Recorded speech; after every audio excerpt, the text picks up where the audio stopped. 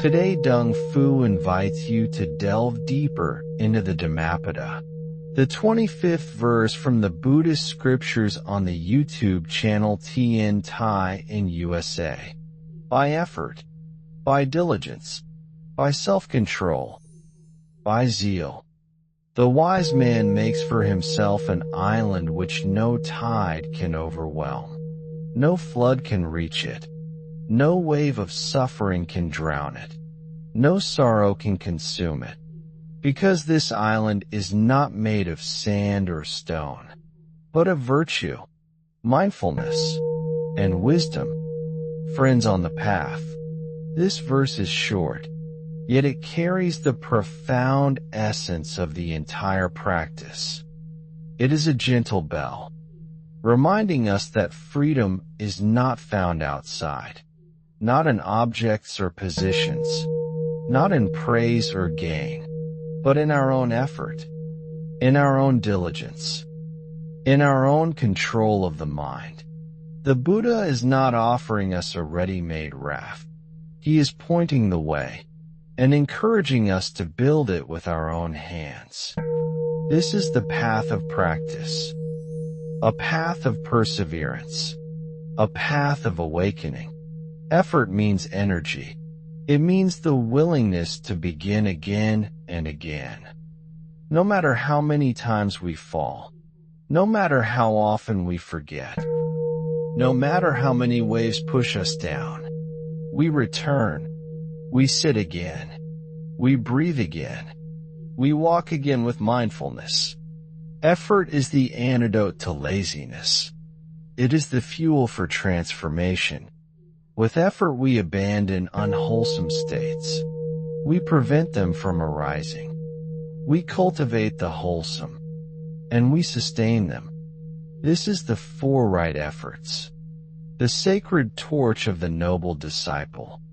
Diligence is effort sustained over time. Diligence is not a sprint. It is a quiet, steady march towards liberation. Even if we do not see quick results, even if we are tired, we keep going. Because the Buddha assures us, no effort is wasted. Every drop of sincerity nourishes the roots of awakening. To be diligent means to remember the goal and to walk in that direction daily.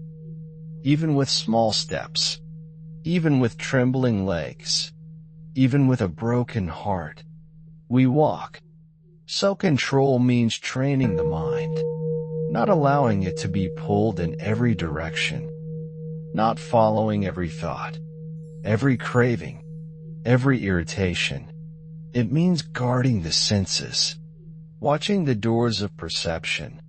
It means holding ourselves with gentle discipline, like a parent holding a child, not with violence, but with love and clarity. Self-control is not suppression. It is awareness. It is knowing what is skillful and unskillful, and making the choice to follow what brings peace. And when these qualities are present, effort, diligence, self-control, the mind becomes like an island, firm, still, unshaken by the storms of the world. Praise comes, blame comes, gain and loss come, pleasure and pain come, but the wise do not drown, because they have built their island on the rock of Dharma. This island is mindfulness. It is the moment of awareness when you say, I am breathing in. I know this is anger. I return to the body. This moment is the island. And with every mindful breath, with every noble choice, you add one more stone to that sacred ground. No one can build this island for you. Not your teacher, not your loved ones, not even the Buddha. The Buddha only shows the way, but you must walk it. He offers the tools, but you must use them.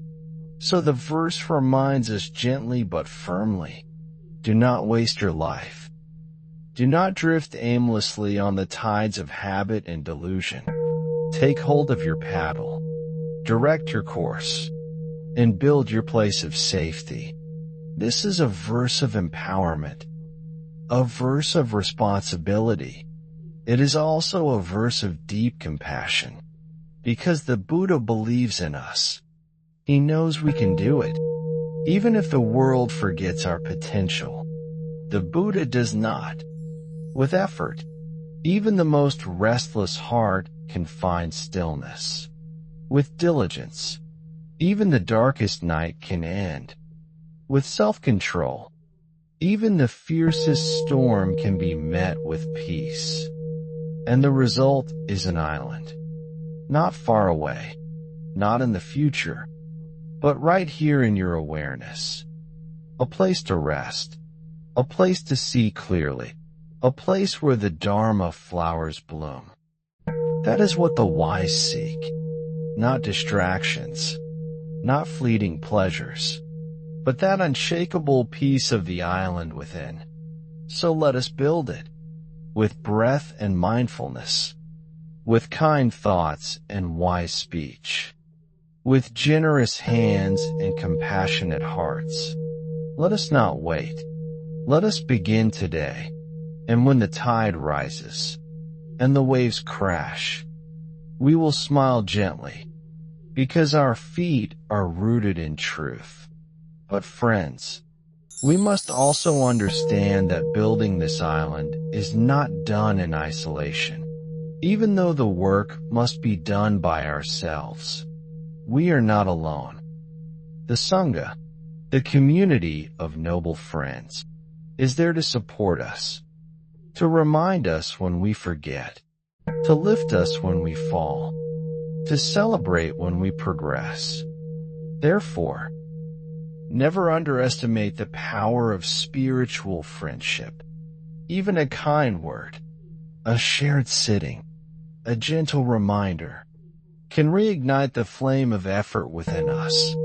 When we walk together on the path, the journey becomes lighter, the direction clearer.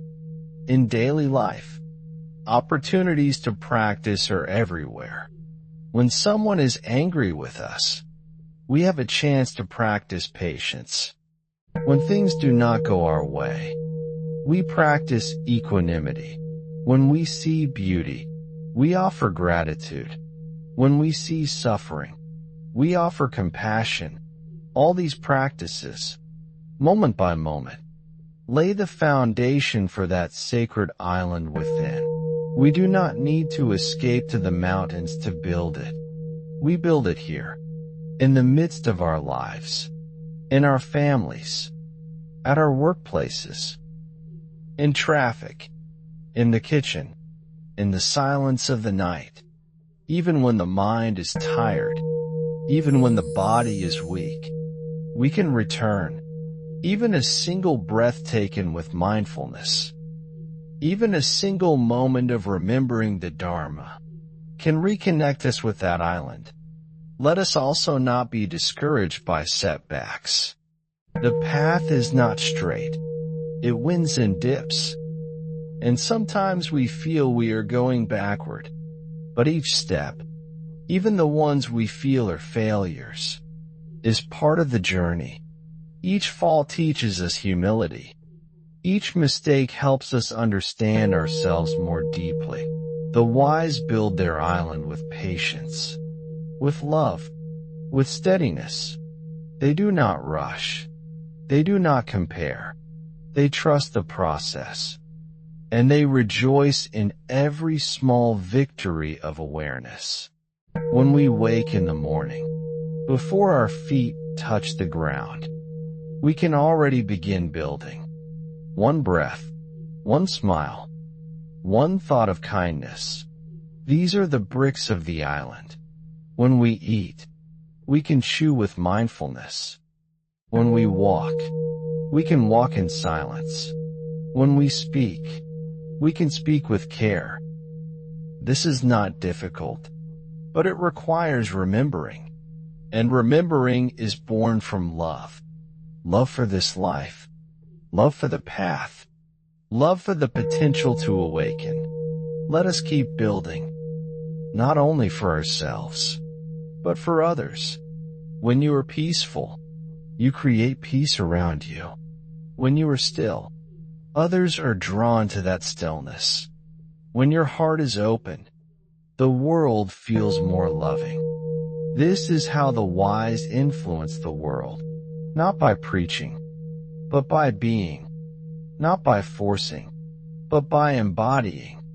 And even in the face of death, this island remains.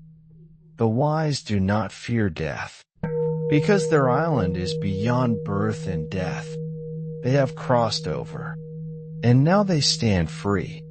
This verse reminds us to be like the river, flowing with effort, yet calm in direction. It reminds us to be like the mountain, unmoved in values, steady in virtue.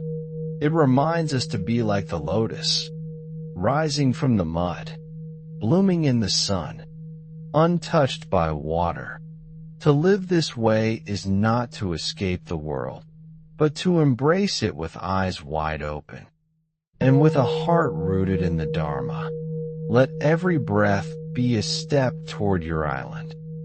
Let every thought of compassion be another sheltering tree. Let every act of mindfulness be a foundation stone. And when the world seems to pull you away, just come back, one breath at a time. Because in that breath, in that return, your island is being built. Before we close, let us contemplate once more what it means to live with mindful effort. It is not to chase an ideal version of ourselves, but to meet ourselves as we are, with honesty and kindness, and to bring light into the places we once ignored. It means noticing how we move through the world, how we touch others, how we respond to life. To live with mindful effort is to be present in the midst of joy, and also in the midst of sorrow. It is to cultivate balance, knowing that all things arise and pass. Imagine what a world we would create if each of us lived from this place. If we practiced generosity without expectation, if we listened with the heart, if we walked with gentleness. The island we build is not for escape. It is for presence. It is where clarity arises, where anger dissolves, where compassion blooms. And when one person finds this island, they become a light for others. Let us carry the spirit of this verse into our daily lives. Let us walk with humility, sit with awareness, speak with intention, and rest in the truth of the present moment. May this verse become a mirror for us, a compass to guide us, a reminder that liberation is possible, here and now. Thank you for watching my video. Namo Amitba. I wish to bring this merit towards all disciples and sentient beings, all of whom will attain Buddhahood. Remember to like and subscribe to the channel to review the short sermons of the Buddha. Thank you for listening to the Dharma.